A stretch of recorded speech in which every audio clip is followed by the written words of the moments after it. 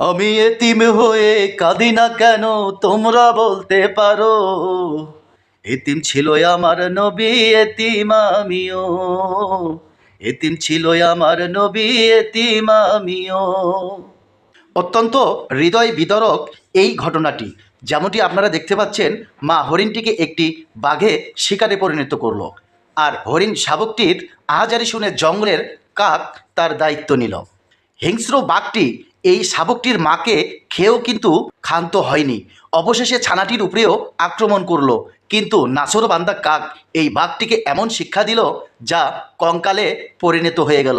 আর এই ভিডিওটির শিক্ষা হলো, লোভ করা ভালো কিন্তু বেশি লোভ নয়। ভিডিওটি ভালো লাগলে শেয়ার করে দেবেন, আর ভিডিওটি ইউটিউব থেকে দেখলে চ্যানেলটি সাবস্ক্রাইব করে সঙ্গেই থাকবেন। জ্ঞানী লোকেরা বলে, লোভে পাপ আর পাপে মৃত্যু। তাই যে কোনো কাজেই বেশি লোভ করাটা ঠিক না। আর এই ভদ্রলোককে দেখেন, বেশি লোভ করার কারণে উনি কিন্তু কঙ্কালে পরিণত হয়ে গেছেন।